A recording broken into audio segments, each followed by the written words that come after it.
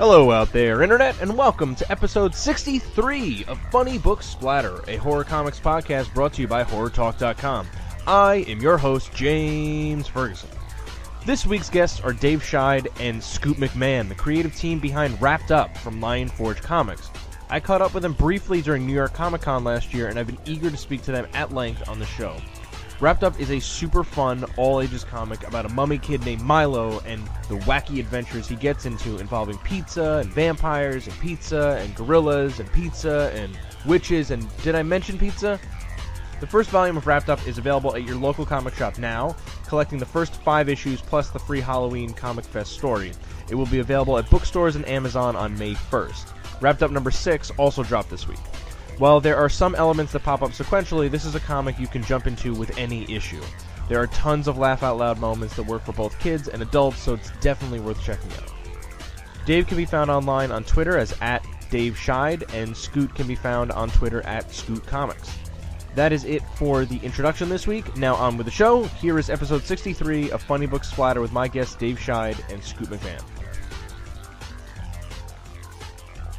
All right, so I'm glad. First of all, thank you guys for answering the call, Dave. For like, let's do it. Like, we got this on the calendar real fast. This is awesome. Oh, no. It was cool just because I don't know. We've talked a bunch of times, but yeah, the New York thing went really well, and I know you wanted to do like a longer thing, so this works out for us. Yeah, and this is perfect timing because I'll look to edit this and get this live on Friday for Friday's episode, which will coincide with like the trade is out in comic stores now as of today, right? Yeah, and it's 420, so that'll be crazy. There we go. Hell yeah. Scoot's a big fan, am I right? Wizard. That was lame. Already bad jokes, sorry. Yeah. That's all right.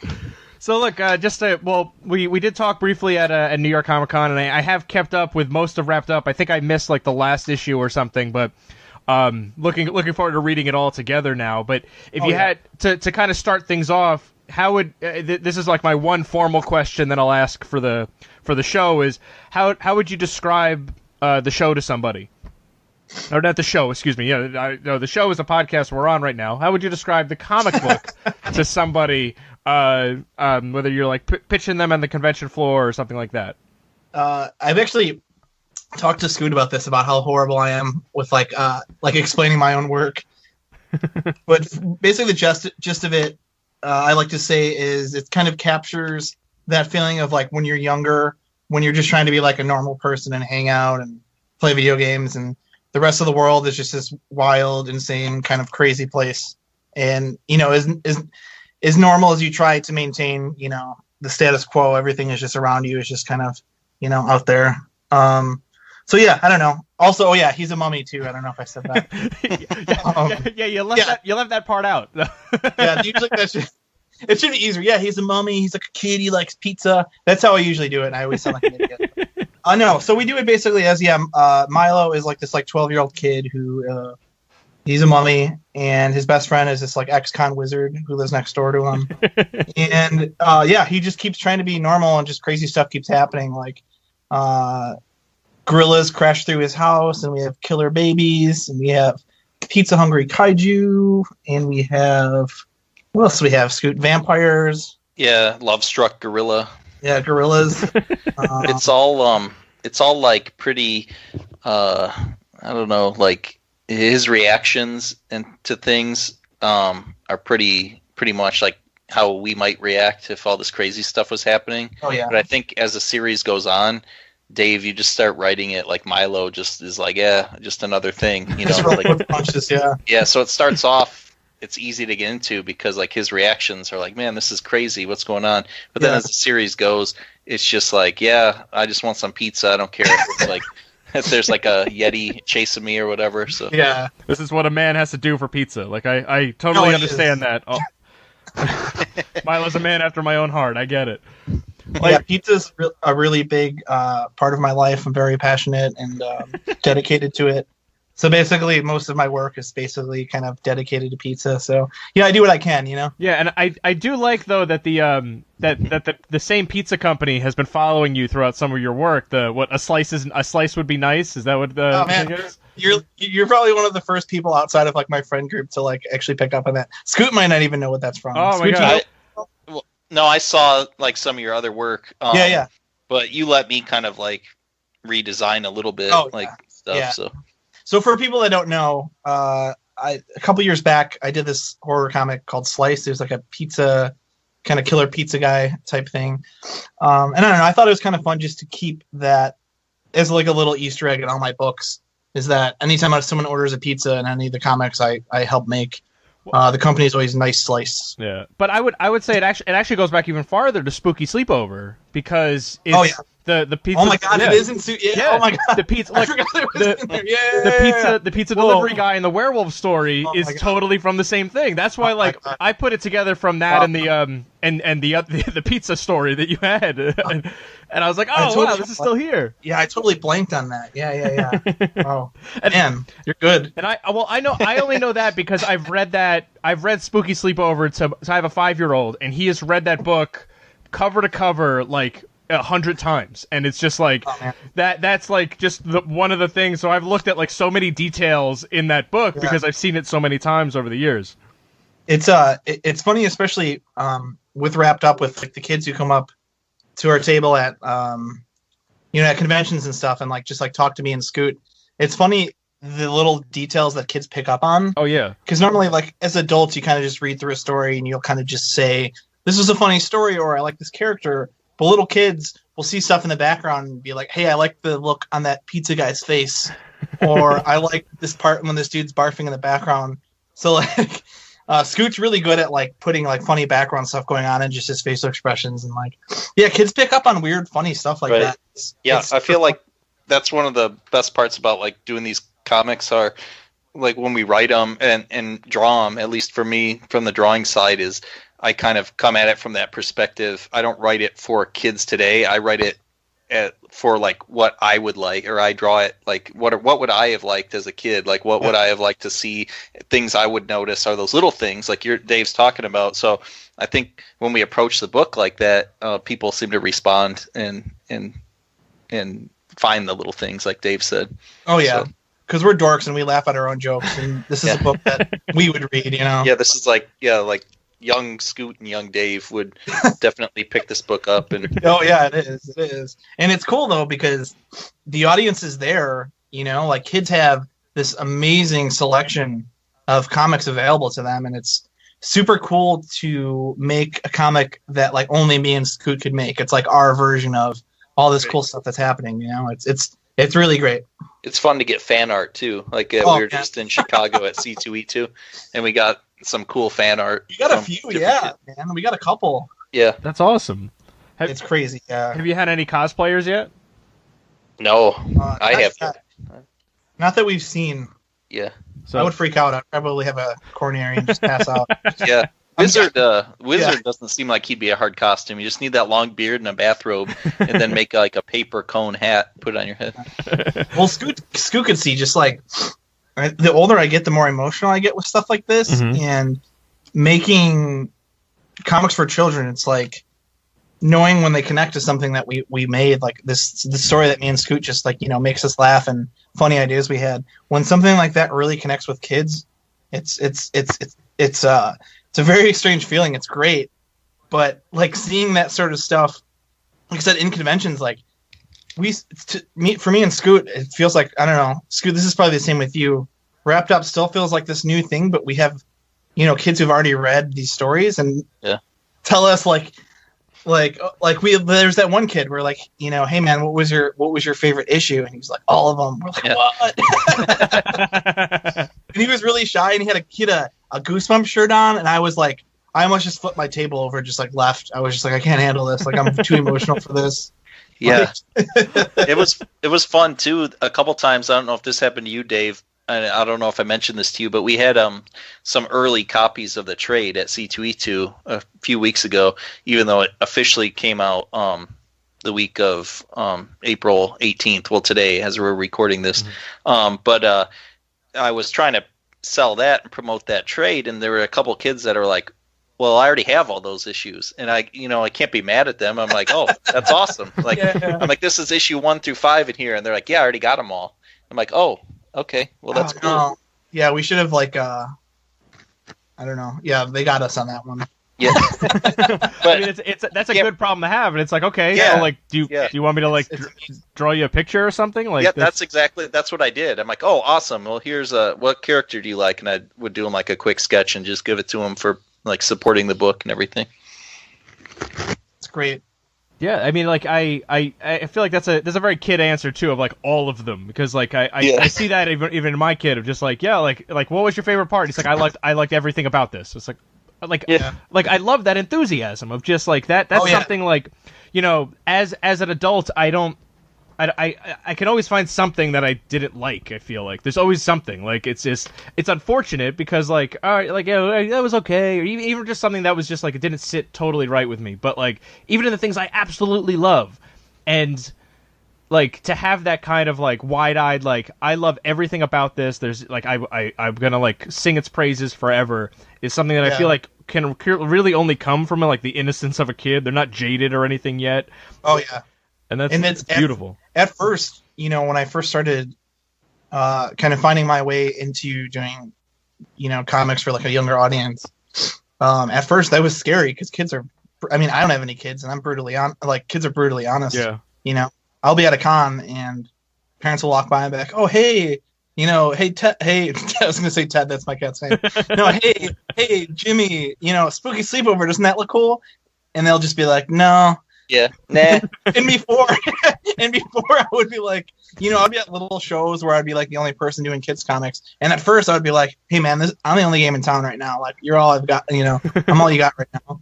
But now it's like knowing that kids are honest and knowing that something connects with them and they're excited about it and they love it is that much more kind of like gratifying because, like you said, as like adults do like sugarcoat stuff, but kids when they like something, you know it, and it's really cool when you get like a genuine reaction out of that.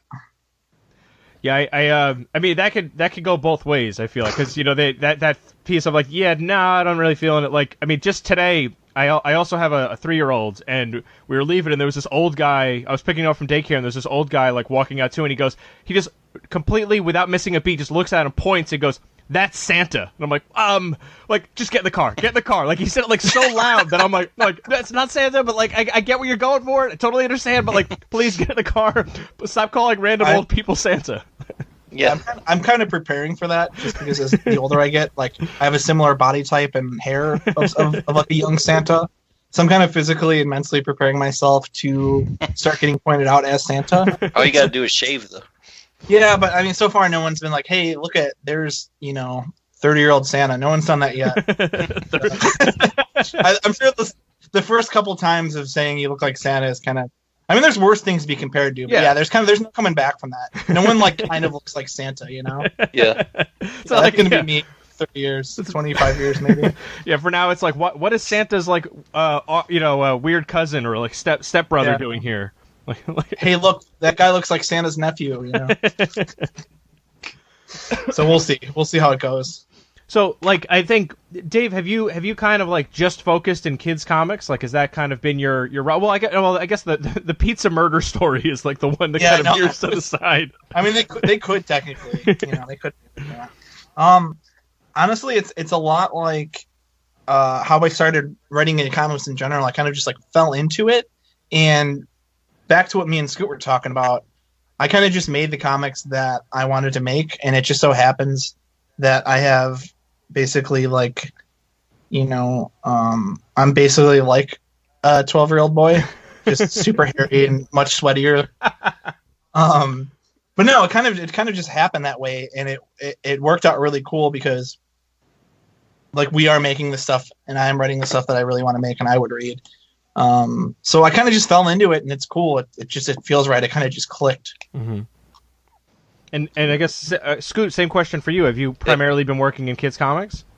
Yeah, my style has always been pretty cartoony. So yeah, I've always done kids books and kids stories ever since I was a little kid. When I was in college, I did a couple books that were more like Adult Swim type.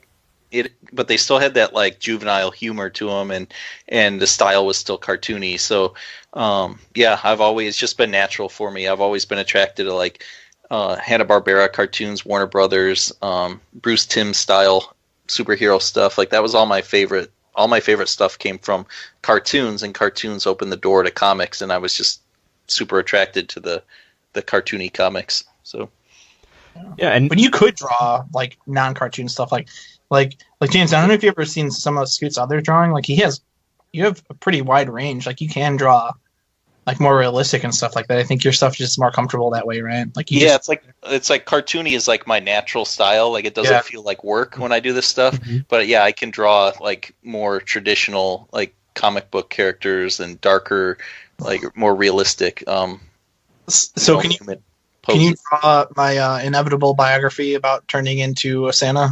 Yeah. That's a good example of a book that I would probably try to do a little bit different, so it would be realistic, and I get all the gritty, grimy details of your transformation into Santa.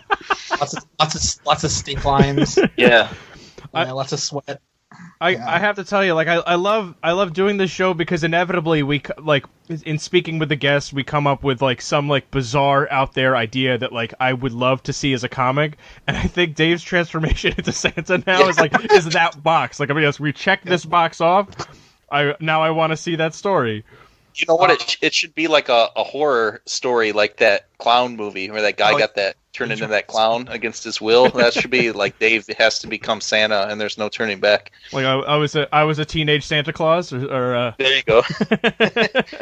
Well, that's the one horrifying thing about being friends with a bunch of comic artists is if somebody comes up with like a funny joke or just says like a roast or says something, like everyone's going to draw it. So I'm sure we're going to get a million sketches of me like as Santa. Because Scoot's been on this weird kick at like conventions and appearances where he keeps drawing me with like a beard and hair. Yeah. He just keeps doing it. Because I asked Dave, when's the last time you did not have a beard? And it was like, what, like high school or something? Yeah, it's been a while, yeah. Yeah. So I'm curious. I want to know what you look like without the beard. Yeah, it's my life is miserable being surrounded by artists constantly. It's horrific. Well, would it be strange if like you shave the beard and it turns out you just had like a huge chin? Like it could, yeah, who knows? Who knows what's going on there? Like it's really really just like a little bit of hair and it's just like this chin that kind of goes down to like your chest. Yeah, he's got like a really tiny mouth probably and is like Now, if you really want to know, I'm in the witness protection program, and I've been laying low. If you guys really want to know, and comic writing was the thing that they assigned to me. That was like and it just worked out. I guess I was okay at it. So I'm glad all that came together for you. Yeah, thanks. I hope we're not blowing up your spot with the show now. No, we'll fix it in post. We're fine. All right. Now, the monster angle though, like it seems like that's something that still kind of gravitates in there. So you get that horror angle with still kid friendly comics there. Mm-hmm. So is that kind of I guess that kind of sweet? Well, not only a sweet spot for you, but like was that kind of the interest there of like, well, we can introduce monsters to kids without like scaring the crap out of them. I think it's just kids are already aware of so much more stuff, especially nowadays. Mm-hmm. So it's not like we are. Oh God, it's not like we are showing kids a vampire for the first time or showing them a giant monster. Like they already kind of know about it. Mm-hmm. So I think it's cool just to bring those things all together and just put our own spin on it. So it's cool. It's stuff that connects with kids. I think if like a kid like me who grew up liking monsters will see that, hopefully see wrapped up and be like, hey, that's cool. I like vampires. Hey, I love eating chips too. You know, like, yeah. Yeah, I grew up as a big fan of the real Ghostbusters, and that show had like all kinds of crazy, cool monsters and cartoony looking stuff in there. So I always like look to those shows for reference. Or anytime Dave writes in like a crazy monster or something, I try to remember like what was cool about what did I like as a kid, and I always liked those like Ghostbusters, the real Ghostbusters monsters that showed up. Yeah, I actually like the one with the gorilla that was just called Ghostbusters, right? Yeah. Oh, yeah, the other one. Yeah. Have you seen that? You've seen that before, yeah. Yeah. I think that's why they had to call it Real Ghostbusters. Yeah. Yeah, it was. That yeah. was some weird 1920s like, or wasn't that like a movie or something? Yeah, there was a Bob Hope movie in like the 1930s or 40s or something like that, where it was called the Ghostbusters, and it was basically that. I don't know if there was a gorilla in that movie, but like, yeah, a like Nutty Professor where he played all the characters? Like he played the gorilla and he played the man. Maybe, yeah. I don't. I'd watch a dinner scene. I'll stop recording with this podcast right now and watch that if that's what it was. I'll just hang out right now. That's way more interesting to me right now.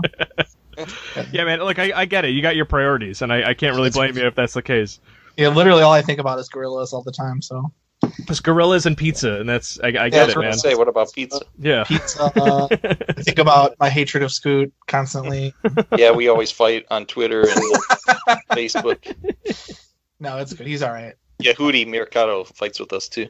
Yeah, our friend Yehudi, he does this book Saifu. He kind of just hits us when we're down. Both of us. He finds us that are most vulnerable and chooses the best prey pretty much.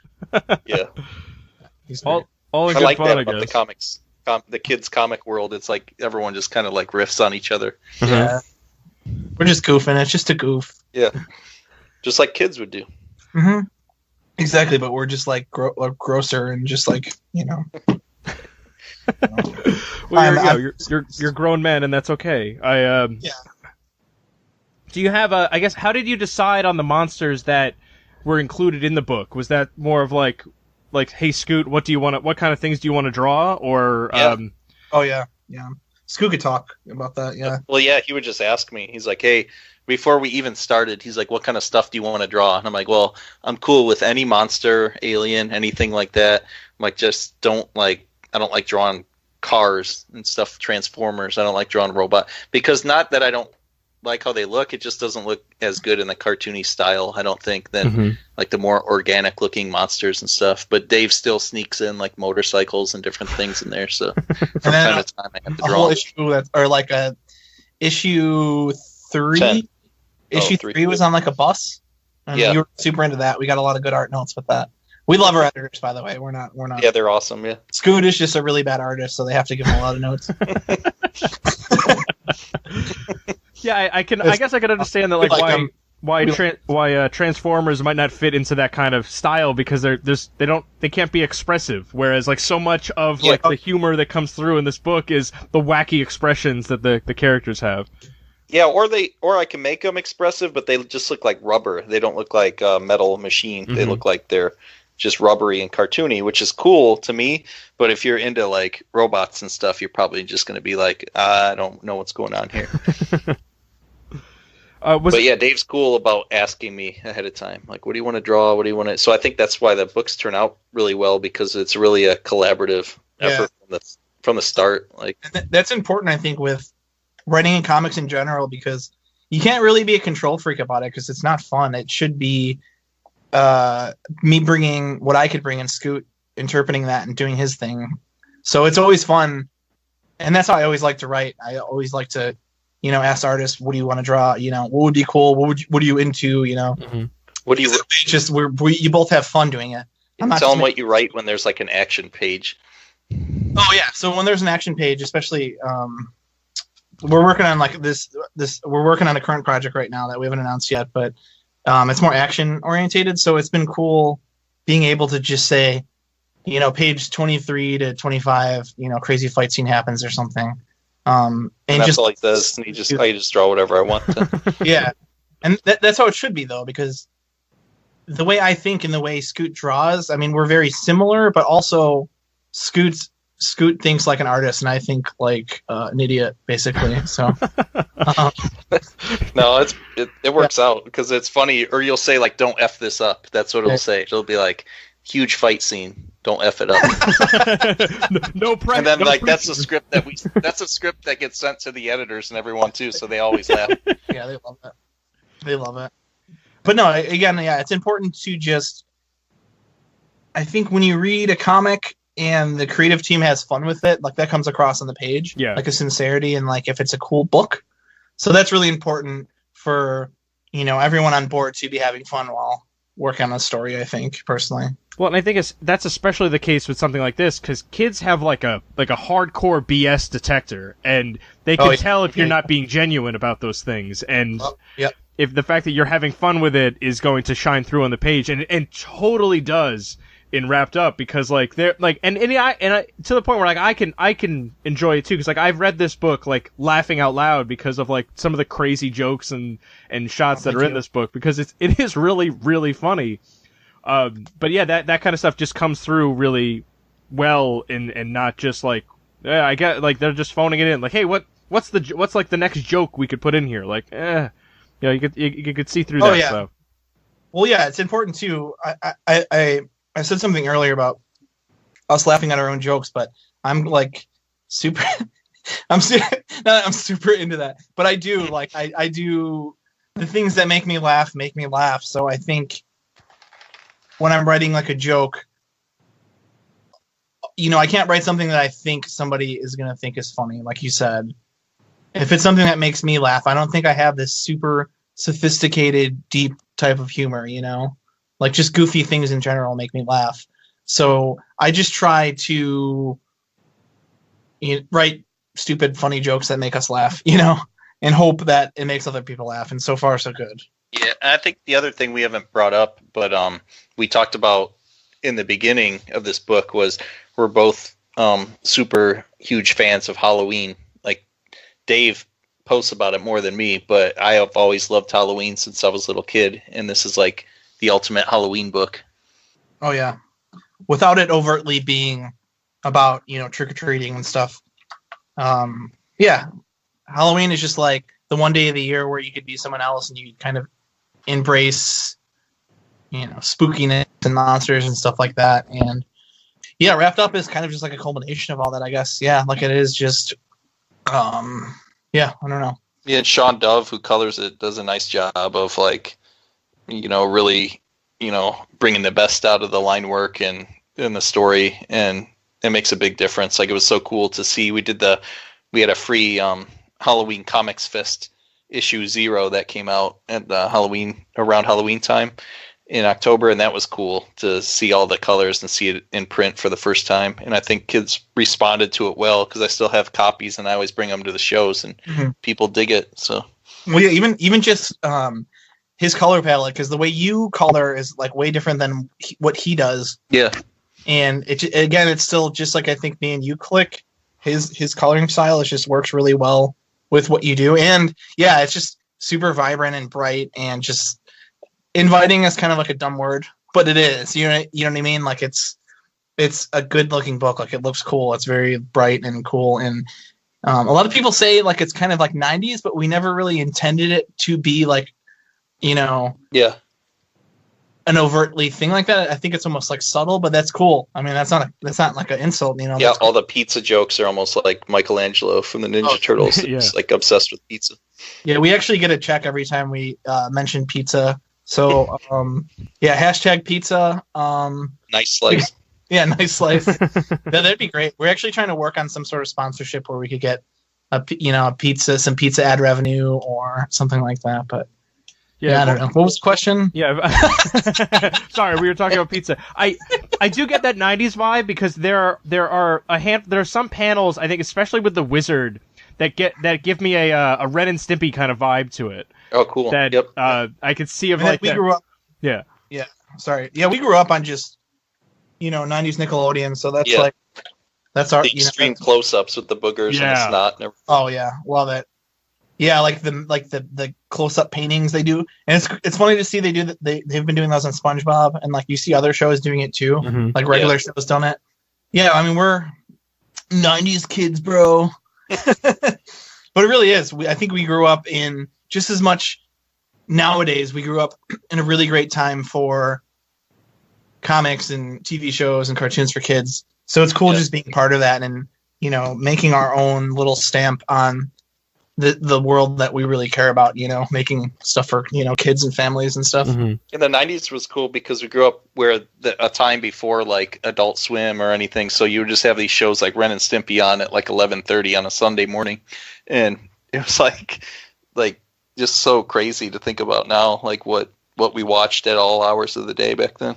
Yeah. And even just, for me, big inspirations were like Weird Al and Pete and Pete and stuff like that. But that was stuff that I'm super conscious of anytime I'm writing something. is you can't dumb stuff down for kids. You kind of just have to trust that they're going to get what you're doing, and not, in a non like, pretentious way, not like they get it. It's just they're either going to like it or they're not. You can't try and, hey, what's a kid going to like? Hey, let me make an iPhone joke. Let me make a Snapchat joke, like that's like the really insincere, like boring stuff. Yeah. That's like, what are the kids when people try to write stuff for kids? What are the kids know? Kids know these that's days? Yeah, it's not gonna. Yeah, they're gonna see through it. Yeah, they know it's lame. They know it's like their dad being like, "YOLO, kids," or like that that Steve Buscemi meme from 30 Rock. Yeah. Hello, fellow kids. yeah. Yeah. It is, and you see stuff like that even today where people just make like lame stuff for kids, and it's just like you can't just like dumb something down and expect, oh, that's for kids because the language is for kids, or hey, I don't know. It's just cool, and we're really grateful that so far the stuff that we do connects with kids, and that like means a lot to me that they dig what me and Scoot are doing. Like it's really cool. We'll probably become that, since we're both writing and drawing from a place like young Scoot and young Dave. Like, there's probably going to come that time, though, where our stuff doesn't resonate anymore, and we'll just have to go full 90s. Well, I'll be Santa by then, so it's fine. Yeah. I'll have another way to contribute to the world and make this better. Yeah, the reboot of Wrapped Up will have him covered in instead of the wraps, it'll be a bunch of pouches and stuff, and he'll have like a there you go, a big pizza gun. Yeah, we'll go all in on the 90s. Yeah. That's good. Yeah, yeah, we're gonna have a crossover with Wrapped Up and Bloodstrike. We're gonna, Chapel is gonna show up in an issue of Bad Rock. He's in an issue. Yeah, special variant cover that's made out of the wraps. This stuff sells itself. Yeah, I was gonna say too. We have a variant cover coming up, and it's made of chipped mozzarella cheese.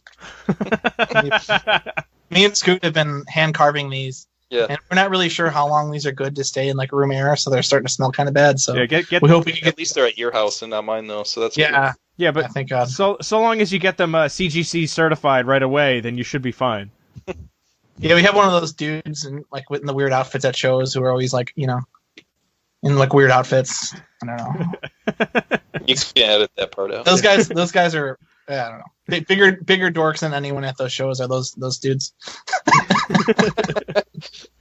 Because there's that there's no sort of books are meant to be read. That stuff is lame to me. I don't know. Well, that's it's like if you want to do that, buy one to read and then buy one to do that. You know what I mean? Like buy two. Yeah, I never. Yeah. That's the same reason why I don't understand variant covers at all, because it's like, all right, but why? Why am I going to spend $10 for this comic that I'm just going to read it? Like, I don't. The cover's nice, but that's not why I'm buying this book. I'm buying it for what's inside it. Yeah. We were conscious of that because each issue Wrapped Up does have a variant, but it's like the same price. It's not more money. We just had a Wrapped Up was a cool opportunity to work with a lot of cool people that we admire. Mm-hmm. Art Balthazar, who's a good friend of both of ours and kind of where me and Scoot started. He did the cover for issue 1, and that was kind of surreal because I grew up reading that guy's stuff, and I have a big respect for Art and Franco and those dudes. Mm-hmm. So to have them, work on our original character was kind of wild. Yeah, and then Franco just did issue 10 cover. So yeah, it looks great. Yeah, he showed me at C2E2, and it looks awesome. So to start and end with those guys is very, very cool. Well, maybe not an end. We don't know yet. Oh yeah, I mean yeah. Yeah, it just got dark. Yeah. Well, we're working on a big project right now, so that's been taking up all our time. And, that's gonna be cool too. But yeah. So just so I understand the publishing so far, so the first was it 5 issues are included in the first trade, and then the first trade came out today, which today obviously is gonna be later than when you're reading it, but it came out what's today, April 18th. Yeah. And then issue 6 also came out today. Okay. And then volume 2 is coming out later in the summer. So that'll be cool. That'll be 6 through 10, I think. Yeah. All right. Volume 2, I feel volume 1 obviously is the start, so it's a good jumping on point because we're kind of introduced a lot of characters, but volume 2 I think it's super funny because 2 is just wild. The situations are just more ridiculous, and Milo just kind of goes with the flow. He's not as shocked or scared. He's just kind of Yeah, let's do it. Let's do this. I was just thinking about that earlier when I was looking at the first trade, and I was like, man, these issues that people haven't read yet are like if they think like the stuff we did in volume 1 is weird, it's like, oh man, make sure you're sitting down for that one. And we could talk about what we have coming up with those issues, right? Like, yeah, I think so. Issue 6 just came out today. Issue 6 has like the outdoors issue, you could say. Yeah, that was cool, and just visually that was really cool. But yeah, we got some teen Sasquatches. We got Jim Mummy, Milo's dad, eating poison berries. Lots of jokes about snacks, and then that has a short story that our buddy Yehudi Mercado did, where it's like Milo is doing this like playing a game of skate, like a skateboarding contest with the Grim Reaper. Mm-hmm. So that's pretty cool. Because like Wizard owes the Grim Reaper a bunch of money, and like Milo has to like bail him out. Yeah, yeah, pretty good. It looks great. Yeah, and then like Yehudi drew himself as the Grim Reaper, which is like, I didn't realize he was doing that. So that's really funny seeing your friend drawing, this book you created, but also him putting himself in there, but also he's the Grim Reaper. So that's pretty. And wrapped up such a weird series that whenever we do figure out what the end is going to be, I want to make sure that we can I'll draw ourselves in there or something. We'll have a little, we might be kids or we might just be adults doing something stupid. Yeah. So yeah, it's been cool. And then what else do we have coming up we could tease? As far as in issues, issue 7 is that the Mortal Kombat one? Yeah, yep. But yeah, don't issue say 7. that, though, but just, yeah. Issue 7 is kind of just our tribute to karate movies and Mortal Kombat and stuff like that in a wrapped up sort of way. Mm-hmm. And then what else do we got coming out? Issue 8, witches. There's a castle and stuff, so it's pretty cool.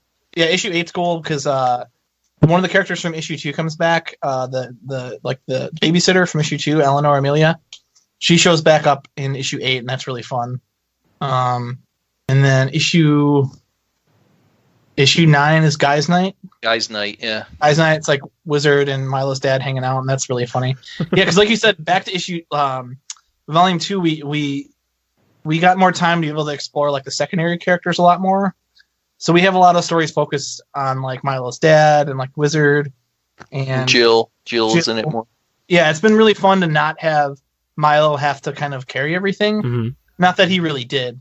Kind of like The Simpsons a little bit. Yeah. And that was, you said that early on that you wanted to do that, and it's cool that naturally we're kind of able to just explore the world more and more and kind of get weirder and weirder as we went along. And then issue 10 is going to be really fun. I don't want to ruin the surprise of that, but issue 10 is going to be kind of a culmination of all the stuff that we did.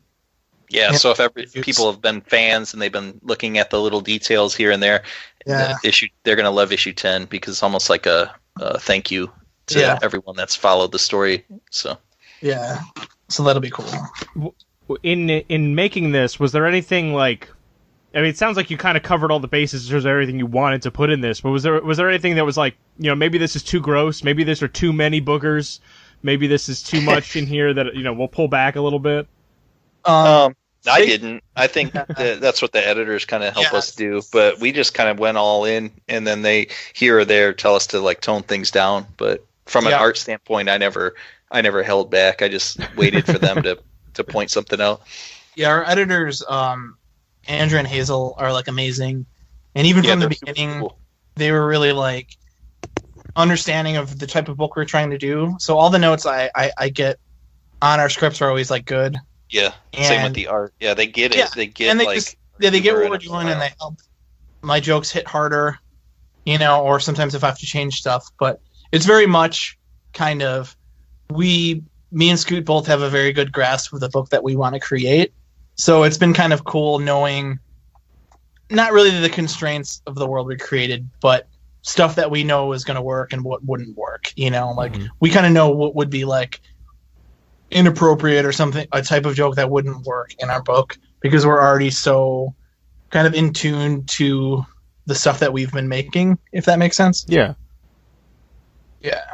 So it's been cool. Yeah. There's never been any sort of weird creative thing with that. It's always been pretty clear, what we wanted to do from the beginning. Yeah. Lion Forge is really good at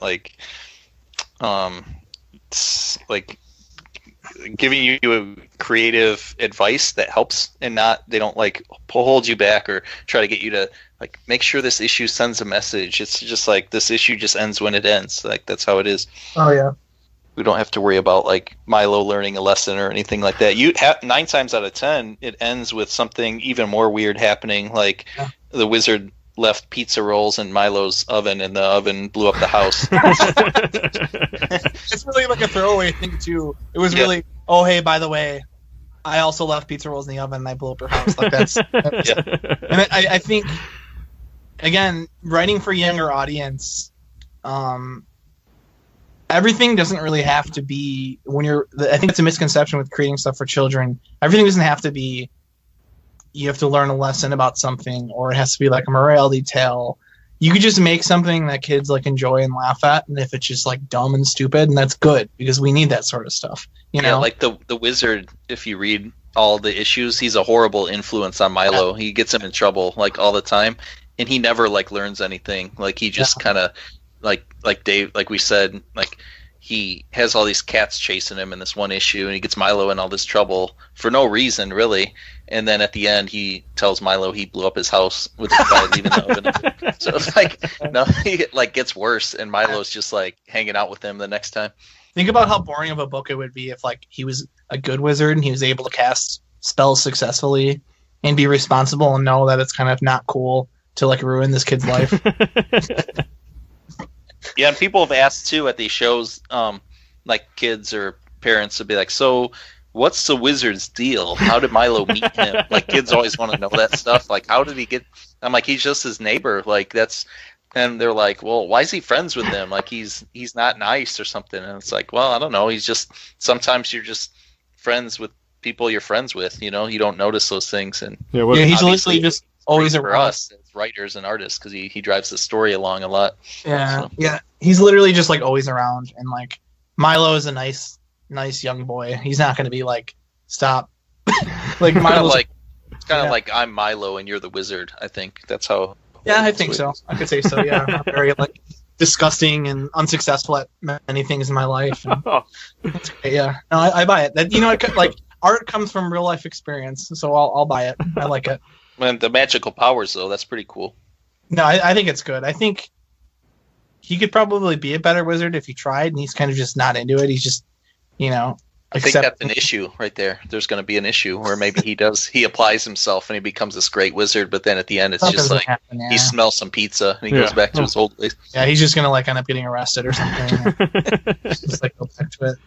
And again, that's what's fun about creating a book like that, because we're not constrained to redeem characters. We kind of just, it's kind of a book about like, accepting the, I don't know, like what's the phrase about like, you can't choose your family. It's kind of like that. It's kind of just rolling with the punches and kind of just accepting people for who they are and just kind of hanging out and eating snacks and getting attacked by, possessed cats and stuff like that. Well, it's like that song. Wait, if you can't be with the one you love the one you're with. And Milo's got this wizard, and like and it's cool. I think that's from like feedback and stuff we've heard. People connect to just having a sort of non-traditional family, and I think that's important, representing that in like media. And it's fun, kind of just showing kids that hey, everyone's family can be weird, And that's very like gratifying and like fun, and like again, it's a thing where it's like normalizing it. It's not glorifying it. It's not making a huge deal. It's just kind of like, oh, hey, it's what it is. Oh, hey, my parents are divorced too, or hey, I have a stepdad too, or hey, I live next door to an ex-con wizard. Kids see that. There are lessons in the book for those librarians and teachers listening. Mm-hmm. So. Oh yeah, exactly. Yeah, I don't know. We haven't gotten a lot of feedback. There's a backup story in issue 2 where somebody barfs in a library book and like hides it. Yeah, based on a true story too, by the way. Oh. That's not me. I didn't think it was you to start with, Dave. I wasn't going there, but you said it's like not me. God bless you, man. That's nice of you. You're sweet. I don't really have anything bad to say about this book because it is so funny. Like, and I'm glad you pointed out the Simpsons thing. Like, and I could see that of just like some of the absurd and just like irreverent things that could pop up in there that like, you don't know what to expect, or like when you watch like where the Simpsons, like a good Simpsons episode, I feel like the first like 2 minutes may look like one thing and then it ends up being completely different, and you have that kind of vibe coming through in the book and wrapped up, because it's like, all right, like I don't know what I'm gonna get into, but like you could end up with someone throwing up in a library book, and like book, you don't know. It's I think we are like with the comparison with that, I think the way I write and I like to create is really like character based, and it's just really fun when you create characters that feel real. You could throw them in any situation. Like we know how Milo would react if we, put him on a field trip and he got attacked by like a kaiju monster. We know how these characters react. And I think they start to write themselves like as the issues go on, because we like know them. Well, like, Dave, that brings up a good point. Like in a future issue, I'm not going to say which one, but remember we talked about like let's give Milo a friend that's like his own age, and then it's like, well, you know how Wizard's going to react. He's going to get jealous. So there's like a whole issue where we like approach that subject where Milo's just hanging out playing video games and Wizard starts freaking out. And he's like, I thought I was your friend. Yeah. So I don't even think that's really a spoiler because the setup of the issue, we could probably say it. Yeah. What issue number is that? I think 9. Issue 9. Yeah, the basic setup, like Scoot was saying, is Milo like finally gets like a friend his age and is hanging out. And Wizard shows up and is freaking out. He's like, who is this kid? Why do you have a child in this house? Even though like Milo's a kid. Yeah. But so Wizard gets super jealous and basically like is, at rock bottom, and he ends up having like a guys' night with Milo's dad, and they like hang out and just do like, guy stuff. Like boring stuff. So that's really funny being able to, back to knowing the characters we create and how they would react. It's really funny letting them like hang out for a while. Like that whole issue is pretty much Milo's in it and he's hanging out and he kind of sets the story up, but it's kind of just these two characters that make us laugh, having more time to hang out, and that's what's really fun and rewarding. Yeah, the format we do, having like self-contained stories, because it's like it's just fun thinking, hey, I wonder what it would be like if these guys hung out, and I think it turned out really funny. Yeah, and I think the best part too is like having a lot of Milo focused issues early on. Kind of you start seeing the world from his perspective. But Volume 2, it's really becomes about like you can look at all the different issues or chapters, and it's like, okay, this is a Jim Mummy story, this is a Jill story, this is a Wizards, and we like where they take more of the center stage, but you don't mind because everything about them is interesting now because we've established them through the eyes of Milo early on. Well, it's fun. That's also like, going just to go back to The Simpsons one more time, it's like I feel like that's also when that show made the jump into being something like really special, was when they moved the focus off of Bart. Like exactly. when you can do a Homer episode or a Lisa episode, like that makes it you're not only rounding out the other characters, but like you could tell different stories there, and when you put Homer in that role, it's like it's an entirely different story. And Bart and Homer were funnier in smaller doses. Like on a Lisa episode, Bart and Homer are really funny in those episodes because they're only in it here and there, but they're really playing up their character. Like you're not seeing, like you're just seeing Bart be bad, Homer be dumb, but through Lisa's eyes. And I think it's funnier a lot of times because people, I remember when I was a kid, they'd be like, "Oh, it's a Lisa episode, it's boring," and I'm like, "No, those are the best ones." Yeah. But I think, didn't a while back, Scoot, you actually said that exact thing that James just said about shifting the focus on characters and kind of just exploring secondary characters and stuff like that. I think we had like the same exact conversation. So it's cool that you picked up on that, because I think influences are really important, but it's cool to be able to borrow stuff from things, and it's not like an overt, lift. It's kind of just like the feel, and that's cool. That's cool that like someone picked up on that. Yeah, I think, and we even talked to other people from Lion Forge, like different like editors and writers and stuff. And I think someone said like, I want to see more Pizza Night. It was just funny because like we're getting like people are latching onto certain characters and they want these characters that come back. So that's pretty cool. And I think kids like that. Kids like a wide range of just things happening, like different people popping up and stuff happening. So it's cool. It's cool seeing people kind of groove on that sort of stuff, We need Chief Wiggum in our story. That'd be great. So all right. So you have a planned 10 issues so far, but it sounds like you want to do more of these, which I certainly hope so because of what we've seen so far. Yeah. And I guess so. If you want to see more of these, buy the hell out of that trade. Review it for us. Yeah, we have Volume 1 is out today, April 18th. It's out in bookstores and like libraries May 1st. Mm-hmm. So it's going to be on like Amazon and Goodreads and all that stuff. But I would pick it up at your local comic shop or tell them to order it if they don't have it. Yeah, and if you dig it, we're on, Amazon, we're on Goodreads. If you dig it, leave a review or something. It's lame, but that sort of stuff helps to get the word across, Or if you're you have kids and they're listening and they can share their art with us on Twitter or Instagram. My handle is Scoot Comics. And Dave, what's yours? Oh, yeah, it's just Dave, and then my last name, Scheidt, Scheidt. Yeah, we're both on Twitter, Instagram, all that stuff. And yeah, so it's cool to see that fan art and stuff. I might even send you some original art if you do that. So I think, me and Scooter are working on a new project we're super stoked for. Yeah, and so if you Wrapped Up, hopefully you'll like this one. Yeah, I think hopefully announcing that in a couple months, I think. But it's been cool. But there's still a lot of Wrapped Up that people haven't seen yet, so we're really stoked on that. Yeah, I can't wait. And Scoot, you have another book out with Dirk Manning now too, right? Oh yeah, I do. Yep, that just came out at C2E2. The Adventures of Cthulhu Jr. and Dastardly Dirk, which is almost like a super characterized version of Dirk Manning, and obviously Cthulhu Jr. or Cthulhu, however you say it. People say it differently, but it's an all ages book, Wrapped Up, and it's super silly and fun, and it's got the same kind of Halloween vibe that the all ages kind of scary books have. So. Yeah, I'm looking forward to checking that one out because it seems like a really fun book there, and I think it's the first one that Dirk's done as more of an all ages affair. So it's him jumping into the kid's space. Yeah.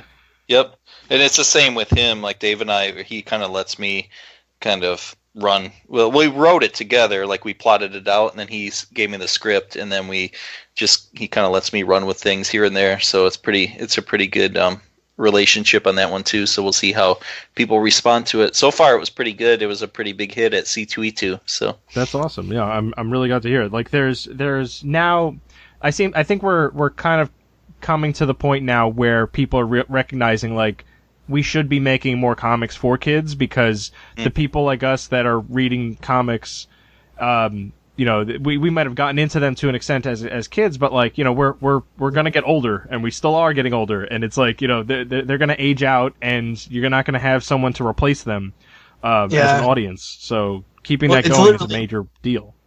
Yeah, and it's people don't acknowledge it enough. I mean, the people in the know, librarians and comic creators and stuff like that know what's up, but it's the biggest audience in comics right now, man. Kids are so into this stuff, and they can't get enough, and it's super rewarding and humbling to be able to create stuff for this generation of readers because, man, they love comics and books, and it's awesome. Yeah, and look, it's like an easy sell to this too, because it's if you're getting a kid to read, and it's reading something that they're gonna like to do and read again and again, and it's fun, it's not. This is not something that you can be oh man, that book again, I hate that book. As an adult having to read it to a child, but it's the opposite because of how fun and silly it is. Yeah, kids need just that sort of. Well, I don't know, when you're a kid, you don't have a lot of choices, and kind of everyone tells you what to do. So it's cool having that little bit of freedom of choosing something you're able to read or something that's just for you, and it's cool. Yeah. And the good thing about Wrapped Up is you can pick up any issue and jump right in. There's certain things that pop up, reoccurring elements, but you don't need to have read issue 1 to read issue 6. You can go to the store today, pick up issue 6, and jump right in, and then you can go back and read the others in volume 1. And it's even weirder with having the collection of the first volume, because there's there's a lot of comics in that. It's a big collection, and it's even if it's a reader, it's exciting to have just a bunch of short stories. I think, especially for kids. There's actually 11 stories in here because there's 2 issues, or there's 2 stories in every issue, and there's 5 issues, so that's 10. Plus, they put the Halloween Comics Fest issue at the very beginning, so there's 11 different stories in this book, so it's pretty thick. And it's a lot of stuff. The retail price, by the way, is $13. So it's ridiculous. Like you can't go wrong with this. I'm definitely going to be picking one up myself. Like this is great stuff. Awesome, thanks, man. So all right, look, so this has been awesome. I think we could kind of like wrap things up there because this is this is it. Yeah, get out of here. Was that wrapped up? Yeah. I didn't intentionally do that, but yeah. You're playing it straight like we do. Yeah. We know what you. I'm gonna put in the rim shot in post, so that way you'll. Yeah. I think. Yeah. Put like a sound effect or something on there. There you go. We covered your the social handles, but look, the wrapped up is available now at bookstores, Volume 1, and as well as Issue 6.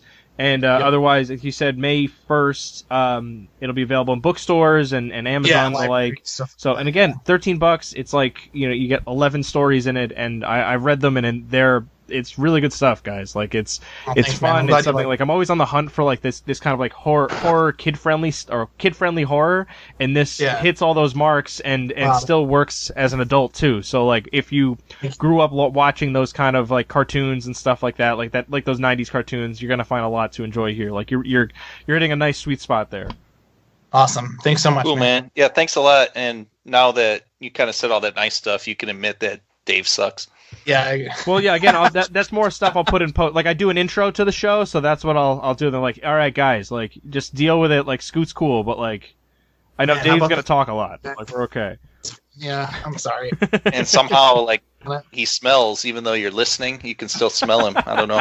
Guys. There's green stink lines coming out of everyone's headphones who's listening to this right now. Yeah, no, I didn't realize I could get smell-o-vision on the podcast, but it was a nice upgrade that I was able to do for the show. So I hope all the listeners are really appreciative of that. It's a gland thing. I'm sorry. It's physiology. I can't help it. I'm sorry. No, you guys are more than welcome back anytime. I'm glad that we were able to do a more long form episode here after just chatting with you guys briefly at New York Comic Con earlier this year. Yeah, no, this is great. Thanks a lot. Yeah. I hope I don't have to spend that much more time with Scoot, but this is great. Yeah, I got to go to bed. all right, guys. Like, let's break it up, you two. This is all right. That's it, folks. Then for this episode of Funny Book Splatter, I've been James Ferguson with my guests Dave Scheidt and Scoot McMahon. You've been listening to Funny Book Splatter, a horror comics podcast brought to you by HorrorTalk.com. We've been bringing you the best in horror since 2002. In addition to comics, we cover movies, TV shows, books, and video games. We've got news, reviews, guest features, interviews, unboxing videos, and much more. Be sure to sign up to Steve's Deals newsletter to increase your horror collection without breaking the bank. Check us out at HorrorTalk.com and at HorrorTalk on Twitter.